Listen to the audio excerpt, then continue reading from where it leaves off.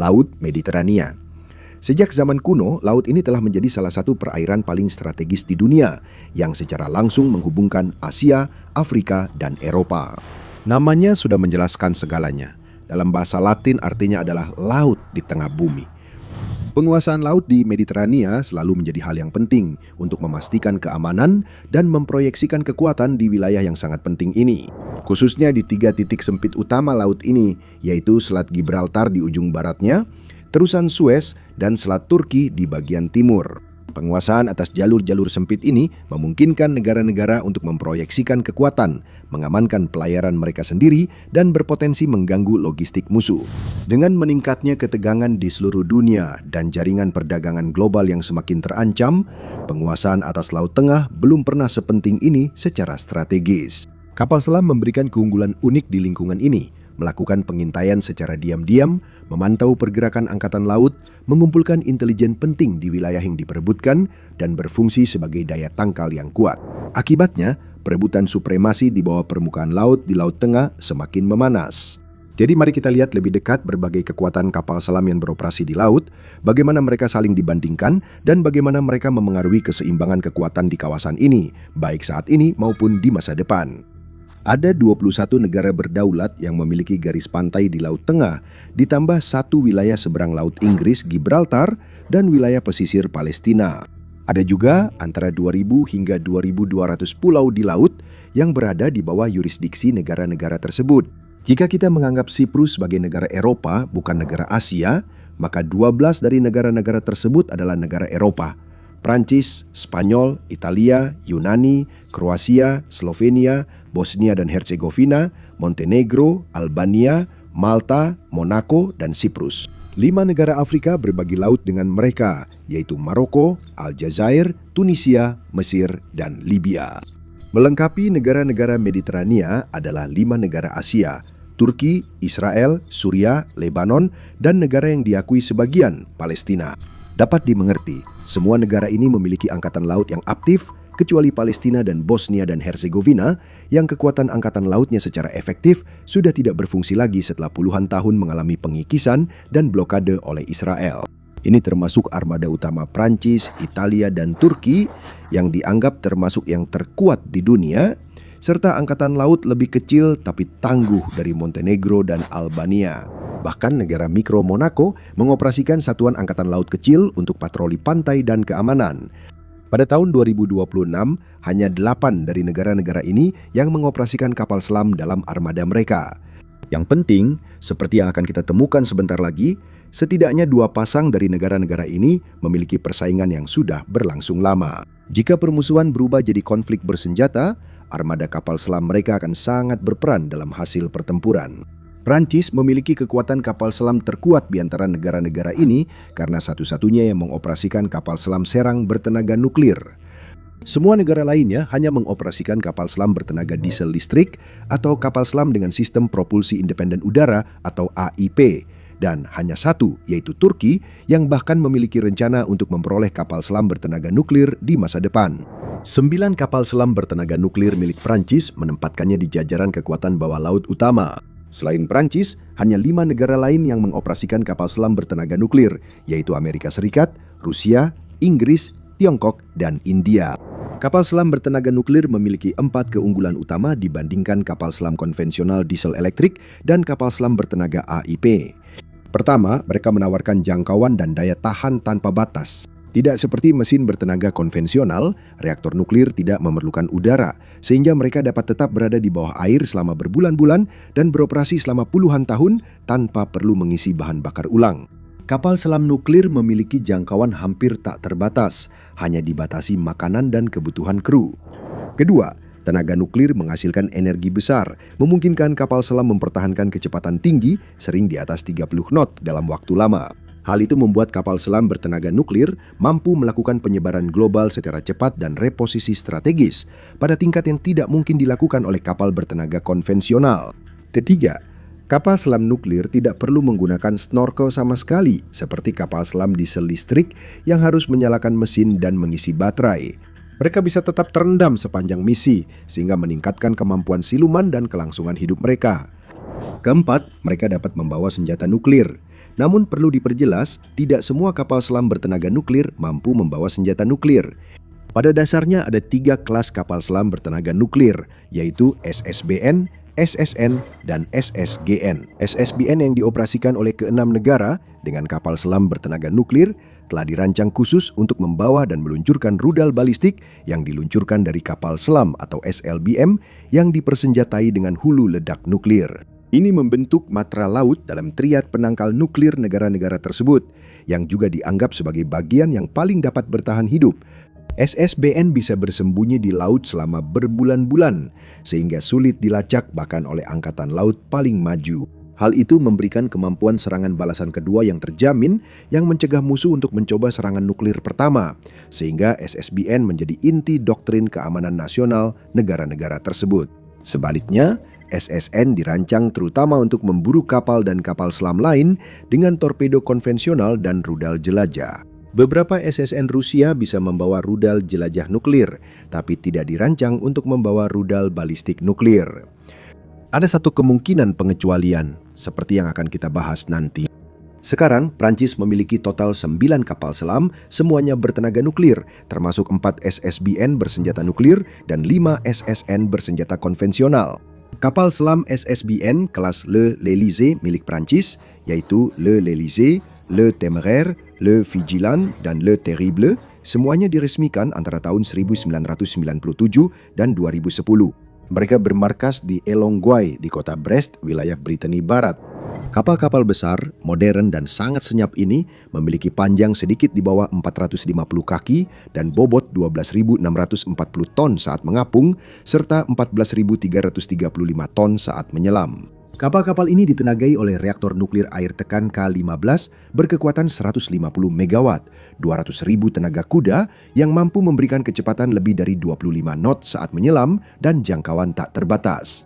Kapal-kapal ini dilengkapi dengan 4 tabung torpedo berukuran 21 inci yang dapat menembakkan baik F-17 Mod, 2 torpedo berat F-21 dan rudal anti kapal MBDA Exocet SM-39 atau SSM. Yang lebih penting, dari perspektif penangkal nuklir, keempat kapal selam kelas Le L'Élysée membawa 16 rudal balistik M51 yang diluncurkan secara vertikal, masing-masing dipersenjatai dengan beberapa hulu ledak termonuklir TN-75 yang menggunakan teknologi MIRV, yaitu Multiple Independently Targetable Re-entry Vehicle, serta hulu ledak termonuklir TN-75 berkekuatan 115 kiloton dengan 6 MIRV atau Multiple Independently Targetable Re-entry Vehicles. 3 dari 4 kapal selam nuklir balistik Prancis telah ditingkatkan dengan versi yang lebih canggih, yaitu M51,2 yang menurut Kementerian Pertahanan Prancis secara signifikan memperluas jangkauan rudal tersebut hingga sekitar 5.600 mil.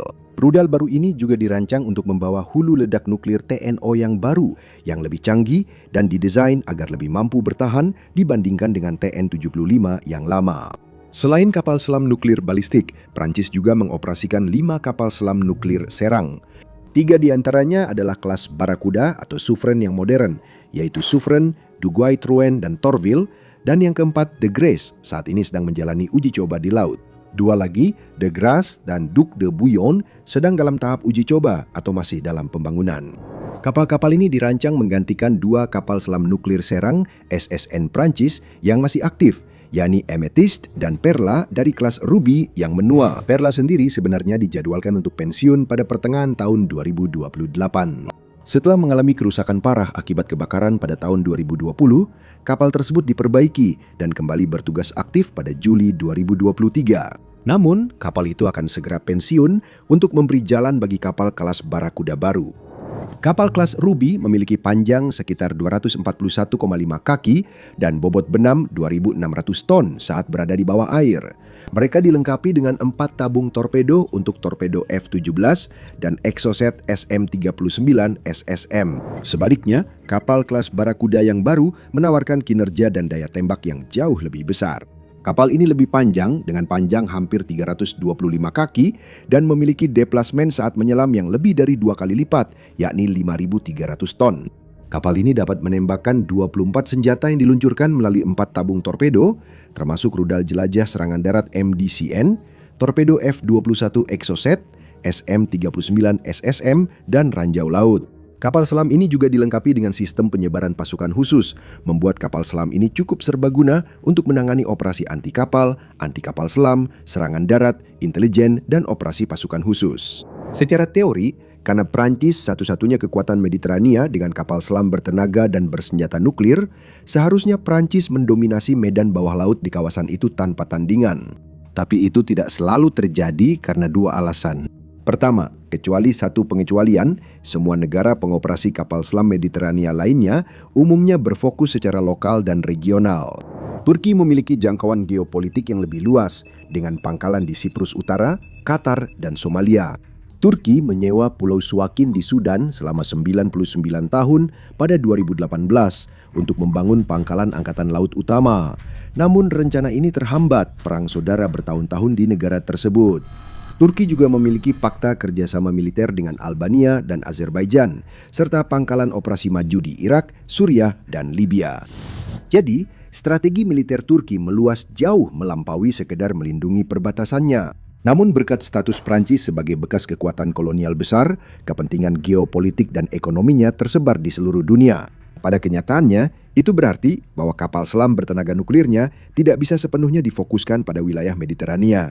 Mereka harus melakukan operasi di Samudra Atlantik, Hindia, bahkan Pasifik, serta melindungi kepentingan global Prancis. Jadi, hanya beberapa kapal selam Prancis saja. Kapal selam mungkin saja tersedia kapan saja untuk operasi di Mediterania. Kedua, dalam beberapa situasi, kapal selam diesel listrik dan khususnya yang menggunakan AIP menawarkan keunggulan signifikan dibandingkan kapal selam yang lebih besar dan lebih kuat. Dan Mediterania adalah wilayah yang penuh dengan situasi-situasi seperti itu. Pertama-tama ada faktor biaya.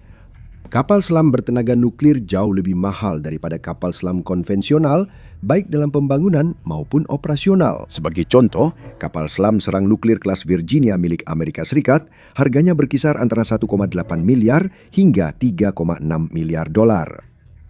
Sebaliknya, kapal selam diesel listrik modern kelas Gotland dari Swedia dengan AIP harganya sekitar 200 juta dolar.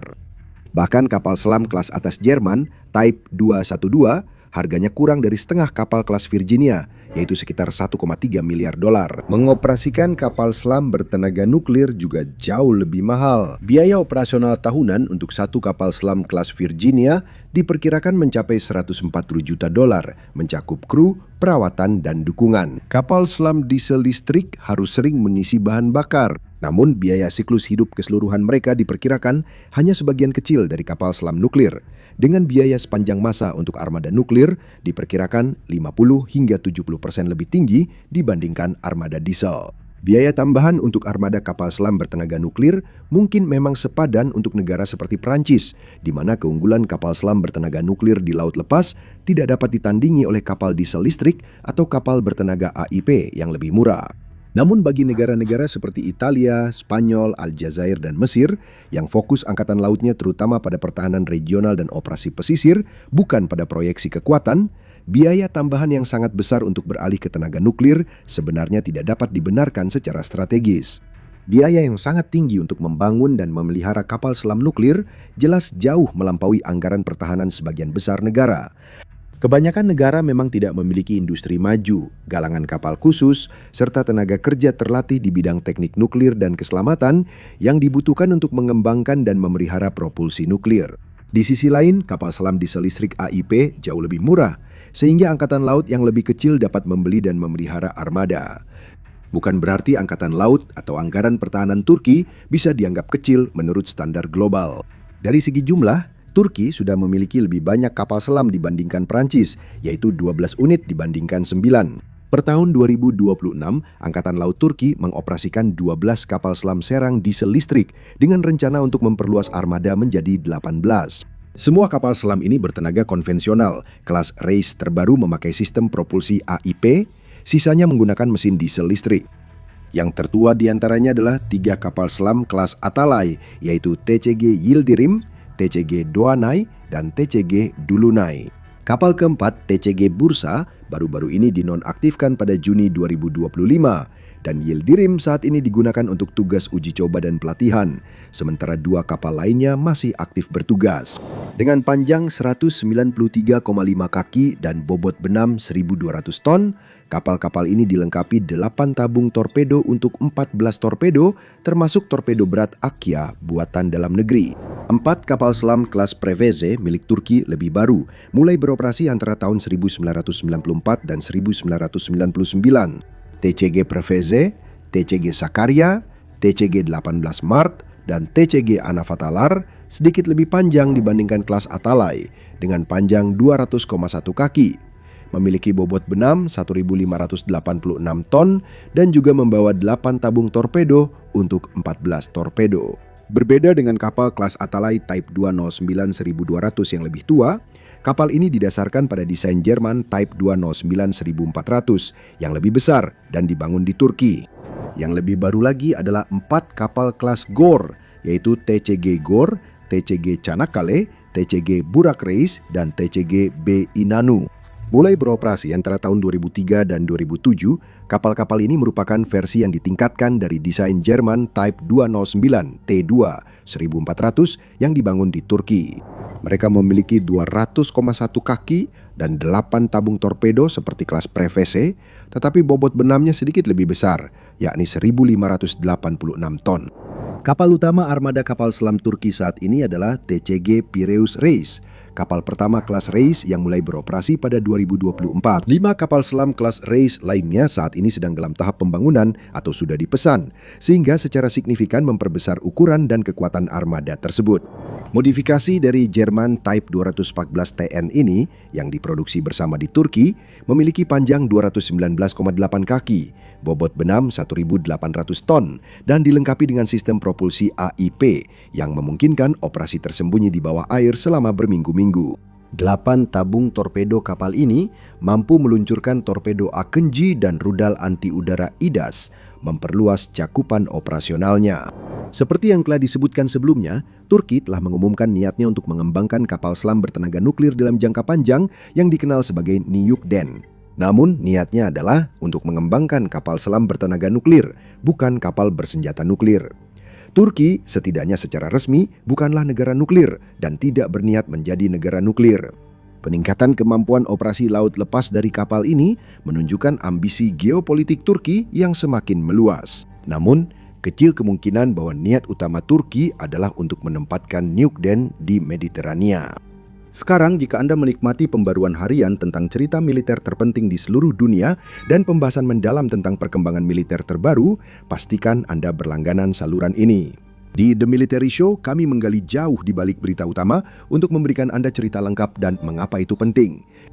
Sekarang, seperti yang telah disebutkan sebelumnya, kapal selam bertenaga nuklir tidak selalu menjadi pilihan yang lebih efektif dibandingkan kapal selam bertenaga konvensional.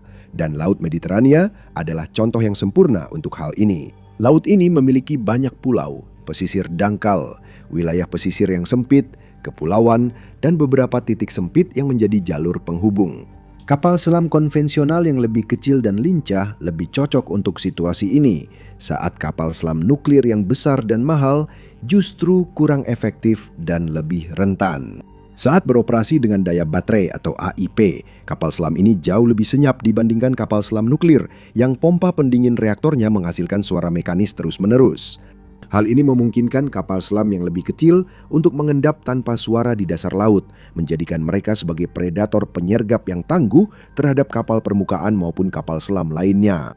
Kapal selam diesel, listrik, dan AIP lebih murah dibangun dan dioperasikan, sehingga Angkatan Laut dapat mengerahkan lebih banyak kapal untuk pertahanan pantai, pengawasan dan penyangkalan laut di wilayah sendiri, memberikan efisiensi taktis lebih besar untuk konflik regional. Waktu operasi yang lebih lama dan kemampuan senjata nuklir pada kapal selam bertenaga nuklir memberikan keuntungan yang jauh lebih kecil di perairan ini dibandingkan dengan lautan lepas.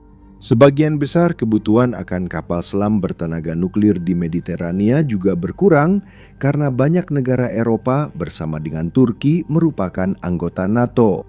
Jika ketegangan di wilayah ini meningkat hingga kekuatan tembak tambahan dan durasi misi kapal selam nuklir menjadi penting, anggota NATO di Mediterania akan mengharapkan dukungan kapal selam nuklir Prancis, Inggris, dan Amerika Serikat untuk mengisi kekosongan.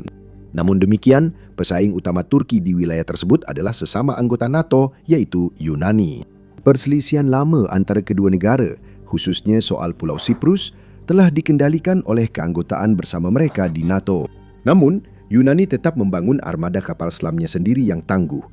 Armada itu lebih kecil dan lebih tua dibandingkan milik Turki, namun tetap menjadi penangkal yang efektif di perairan dangkal yang dipenuhi pulau di Laut Asia dan Mediterania Timur.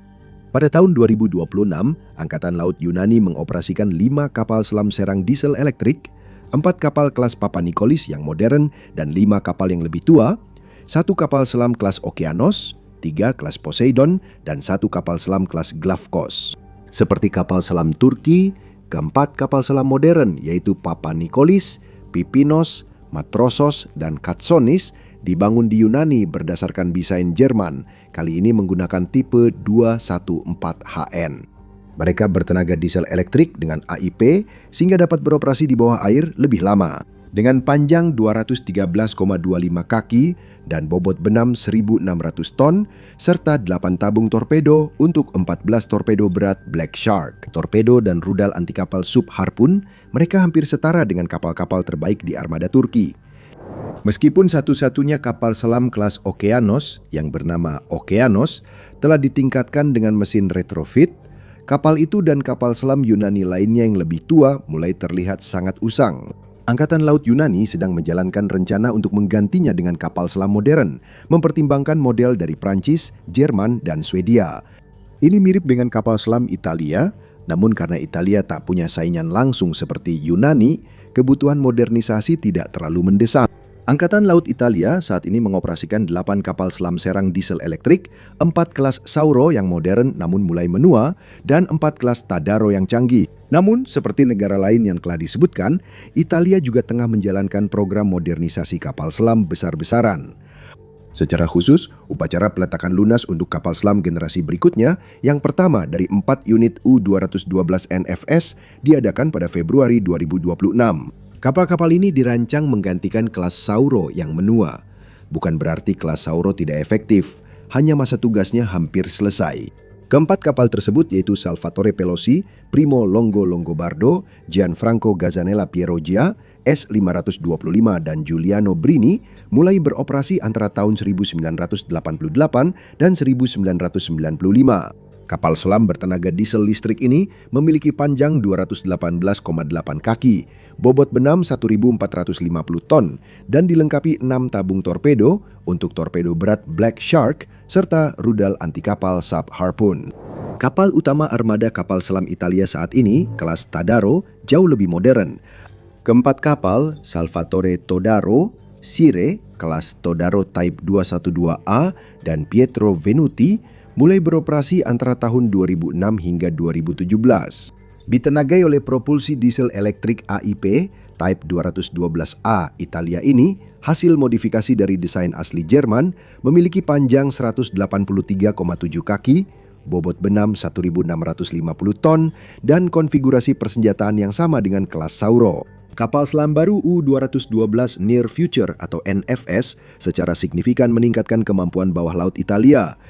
Menurut produsennya, raksasa pertahanan Italia Fincantieri, kelas kapal selam U-212 NFS merupakan evolusi yang signifikan dibandingkan pendahulunya U-212A. Hal ini berkat kematangan desain yang lebih baik, tingkat kandungan teknologi nasional yang lebih tinggi, dan peningkatan integrasi sistem di dalam kapal.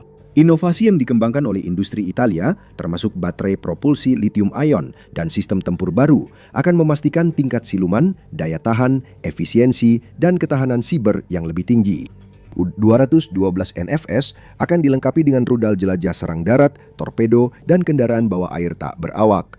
Selain daya tembak yang diperluas ini, kapal tersebut akan menerima berbagai sensor, paket komunikasi dan peperangan elektronik yang ditingkatkan, serta teknologi autopilot yang lebih canggih untuk menjaga kesadaran situasi dan operabilitas.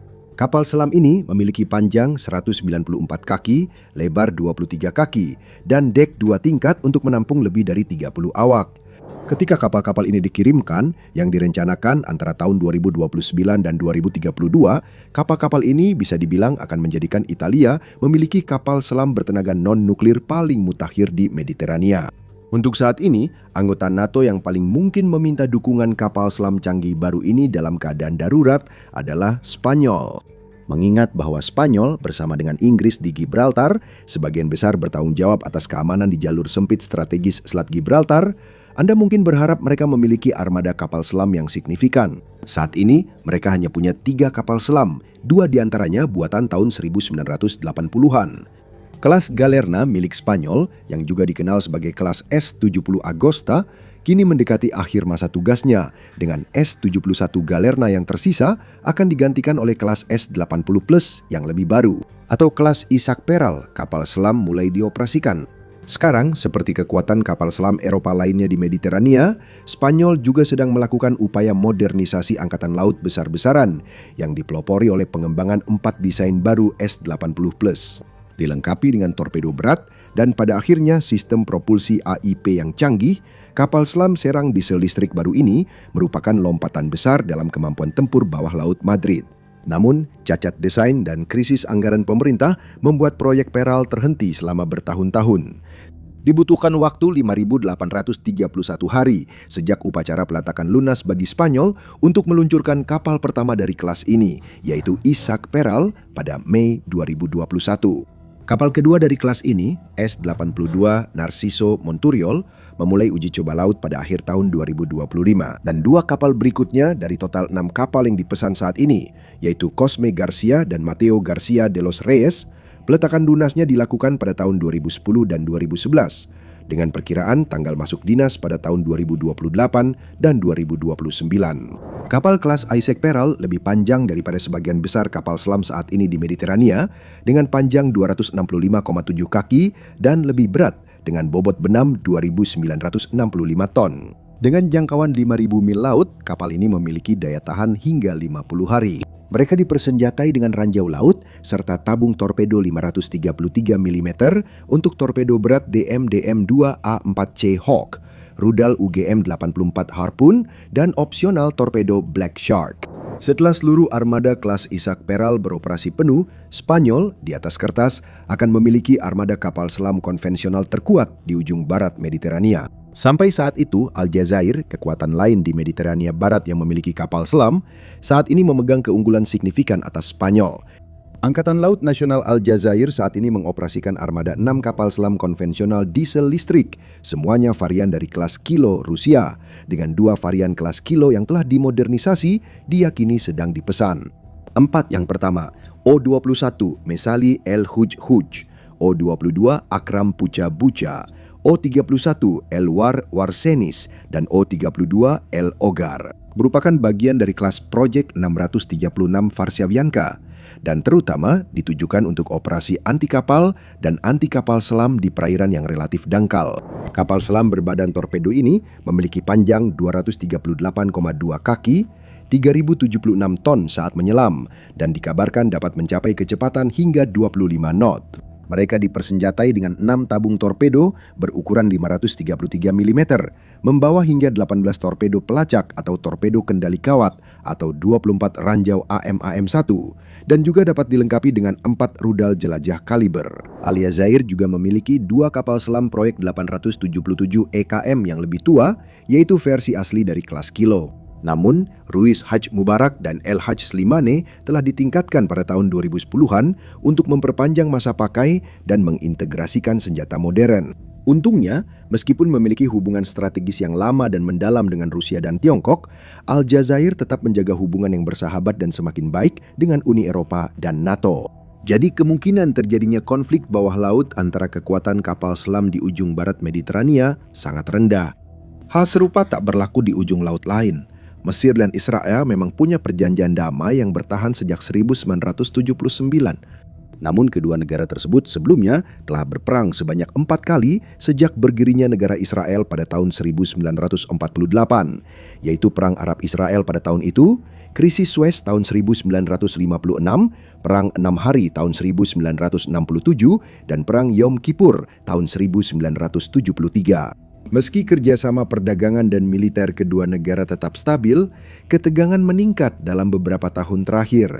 Mesir telah mengkritik tindakan Israel di Gaza, khususnya kehadiran militer mereka di koridor Philadelphia yang menurut Kairo merupakan pelanggaran terhadap perjanjian damai. Israel di pihaknya merasa bahwa Mesir telah berusaha untuk ikut campur dalam negosiasi antara Israel dan Lebanon dan tidak senang dengan apa yang mereka anggap sebagai latihan militer provokatif di dekat perbatasan Israel. Karena pentingnya strategis terusan Suez, jika ketegangan berubah jadi konflik bersenjata, armada kapal selam kedua negara kemungkinan besar akan berperan menentukan hasilnya. Angkatan Laut Mesir saat ini mengoperasikan 8 kapal selam yang terbagi dalam 2 kelas.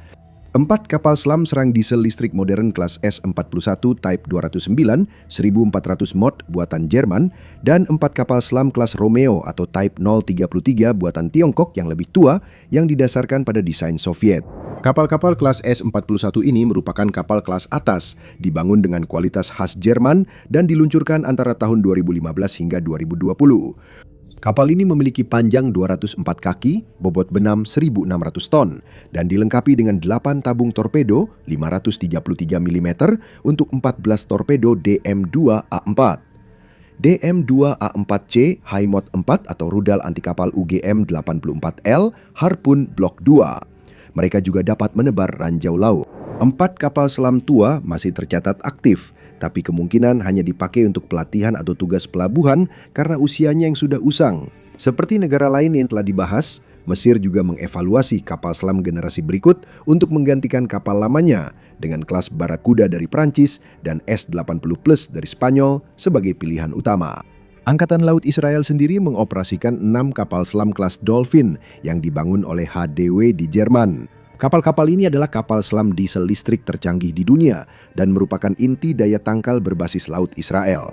3 kapal pertama, INS Dolphin, INS Leviathan, dan INS Tekuma, termasuk dalam kelas Dolphin 1 atau S-77 dan mulai dioperasikan antara tahun 1999 dan 2000. Kapal-kapal ini memiliki panjang 188 kaki, bobot benam 1.900 ton, dan dilengkapi dengan 6 tabung torpedo berukuran 533 mm, serta 4 tabung berukuran 650 mm untuk rudal jelajah, ranjau, atau kendaraan pasukan khusus.